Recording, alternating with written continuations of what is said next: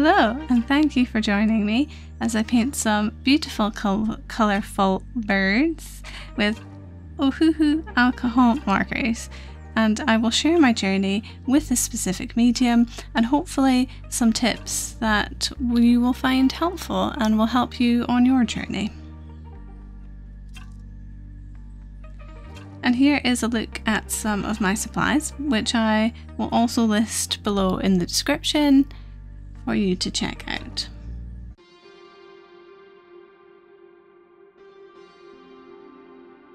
Okay, so why use alcohol markers? I thought I'd start by speaking a wee bit about why I chose to use alcohol markers in the first place and why I think they're a good medium, especially for beginners. So if you've clicked to this video, I'm assuming that you're already interested in alcohol markers, but I wanted to share why I love to use them. So first would probably be pricing, especially Ohuhu Alcohol Markers. They're easily accessible if you're on a budget, and you can pick specific colour packs designed for the sort of art that you are wanting to create. Like they have a specific skin tone pack, a pastel set, they also have like a grayscale one. So you don't need to go in and pick like 4 or 5 different colours that are quite expensive and you're sort of like, oh, I don't even know if I will use these, or you know, if I'll find them the ones that I'll be grabbing. You can pick up one of these specific packs for a reasonable price and then you can be like, okay, as you start to use it, you're a bit like, I use these ones more and more, I like these colours, I maybe don't use these, or maybe this pack's missing some greys that I need more of, and you've not wasted a heap of money either whilst trying to figure all this out. So I have the 48 pack Honolulu set, which I find very varied for colours, allowing me to pick a range of subjects to do studies of, which mostly lean towards animals. If you follow my channel or if you've seen any of the other videos I upload, you'll see that. So another reason why I like to use markers. I have trouble focusing. I am an ADHD girl. I am super impatient and I will use any excuse to not even get started, which is why it's taking me so long to build up art as a habit. And I'm finally there, I'm finally getting into it, and Ohuhu Alcohol Markers definitely help with that. They're a huge help for me, especially when you consider the alternative like paint supplies. So you have to have a whole setup for painting. Like you have to mix your palettes and like colours. You need paper towels, you need cups, you need brushes, you need to clean, you need a lot of time, effort and space. So if somebody who struggles to focus or even get started, if I have to think about doing all that, I'm just not going to do it, which is why in the past I have not done it. And I do most of my art at work, on my breaks, don't worry. Or I sit on the sofa and I sketch and I paint there. So it's easy for me to carry around a pack of markers and a sketchbook, and that's all I need. You know, maybe even a clipboard to lean my sketchbook on if I'm sitting on the sofa, but minimal supplies, I can just get ready to go and I'm in painting and the colours are already picked for me. I just pick out the colours that I need. Less hassle. I also think it's really easy for beginners, I think, to get into them, and I was quite surprised at how quickly I adapted to using them, and I think that's another absolute bonus for them.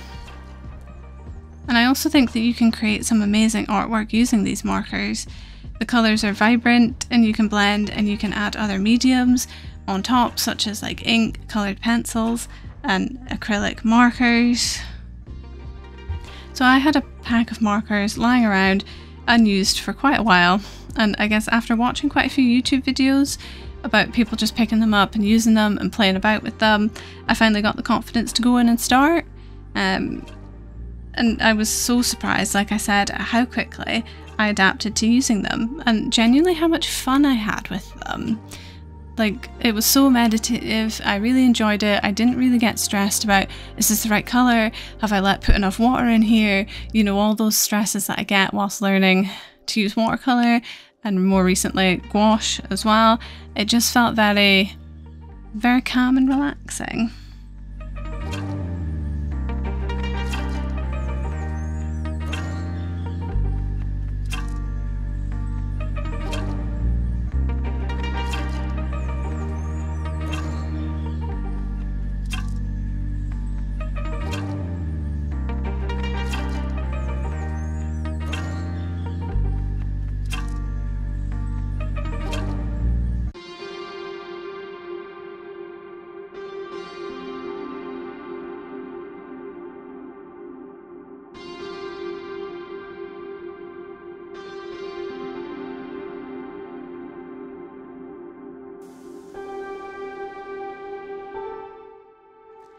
So I did start small when I first got started. I did a page of frogs, a page of pigeons, and some seashells. So I picked these cute and fun, colourful subjects that got me really excited to try different colour combinations, to see just how the markers would all sit and how they would all blend together. Subjects like pigeons and frogs, you would use just a couple colours together that are very obvious from the reference photo, and that's how you get yourself over the initial hurdle and just get yourself started. And yeah, you just find the subjects that excite you and you try and start as simple as possible.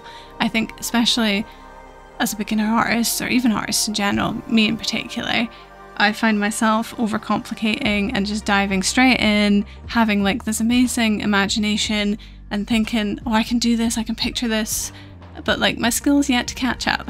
It needs time. So we go simple and we don't overcomplicate.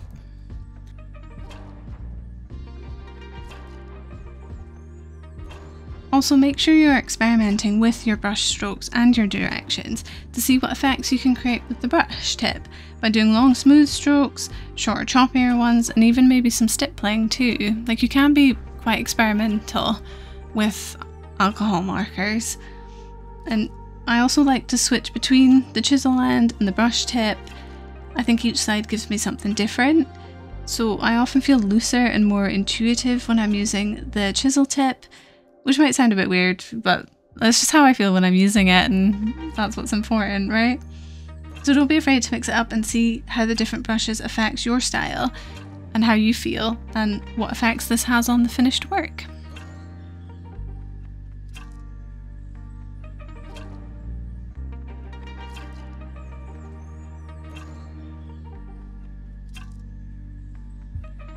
Next tip would be to experiment with different media on top of your markers. Don't get too detailed with your initial marker phase. Lay in what you need with your colours, blend them in a wee bit if you want to, but you can always use other media on top to add in more details. I think that was something I didn't realise when I first started with markers. And with paints too, actually, just my art in the beginning. I very stupidly thought that my artwork needed to look really good with the specific medium that I was using. I don't know why I seem to think this, but it definitely held me back, and it added so much pressure to make a perfect study straight away, until after watching some YouTube videos, like you're doing now, it really let me see more of the phases to creating a finished piece of work, and that often meant combining mediums. It's actually kind of an essential part of the process that almost all artists do. So that then gave me the confidence to just jump in and see what I could do with the supplies that I had.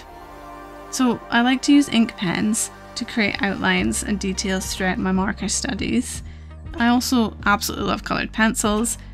Coloured pencils are a huge part of my process, and they add extra depth and vibrancy, but also more importantly, they add texture,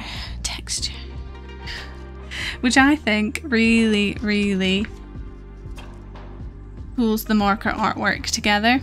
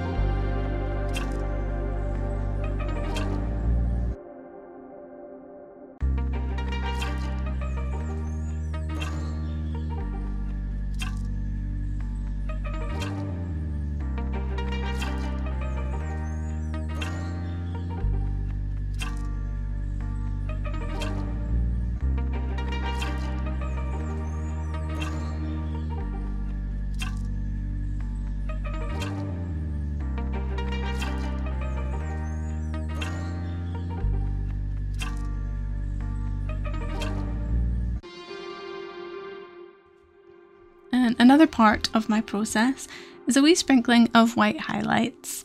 I use the white Posca pen here, but more recently I have started using the white Arrtyx acrylic brush marker, just because I think it dilutes the highlights a bit, which makes it a bit nicer, a bit more subtle. I think sometimes some of my artwork after this the white Posca pen was very bright and it was just a bit too much. So I think the acrylic marker pen, the Arrtyx brush one, sort of dims it down and adds a nice subtle highlight.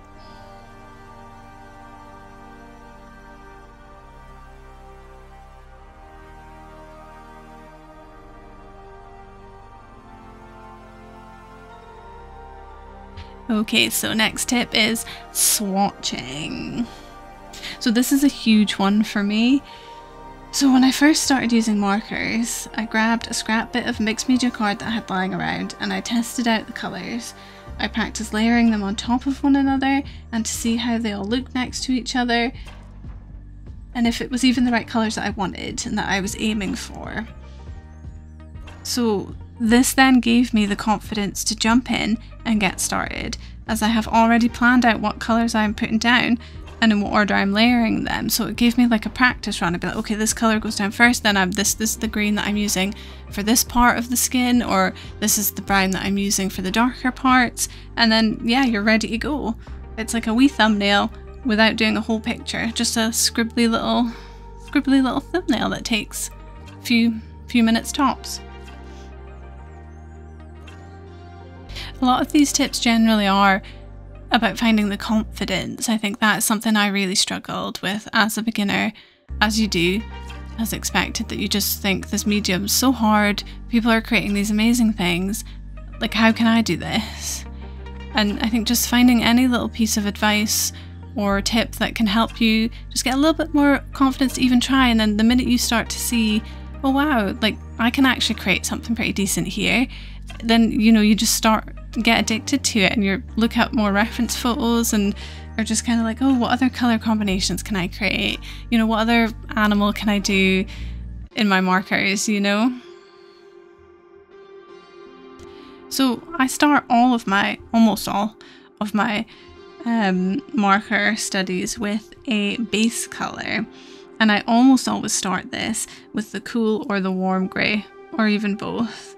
So this takes a lot of the pressure off getting started and can help with penciling the light areas, sort of. Penciling, I know that sounds weird, as I often forget to leave these areas. So if I put in the grey marks of like, oh, that's the lighter highlights, I'll then leave them out when I'm colouring in the rest, or sometimes I do colour them in accidentally, but...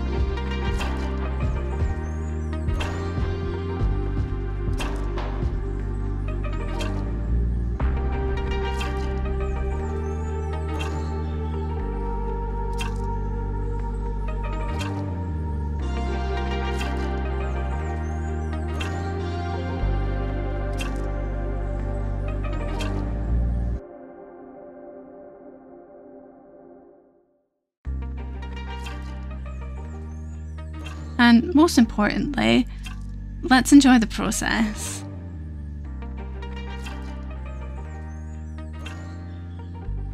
Genuinely though, let's try to take the pressure off and find positives in each drawing and painting sessions. Believe me, I know that's really hard.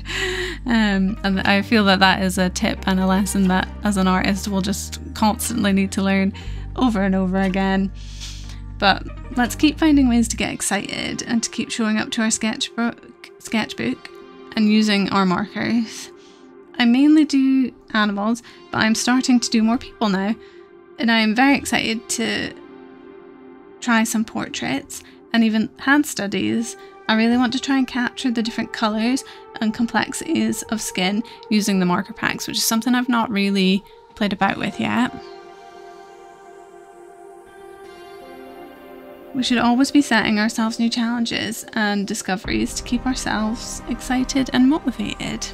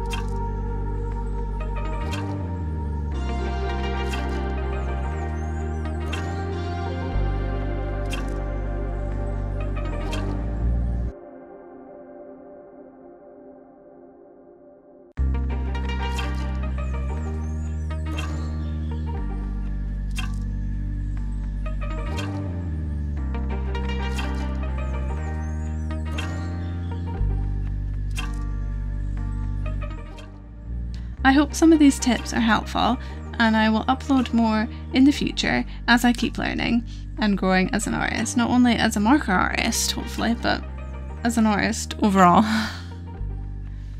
So please share any tips though below that you have, or any of these ones in the video that you've found useful, and let me know if any of them have resonated with you.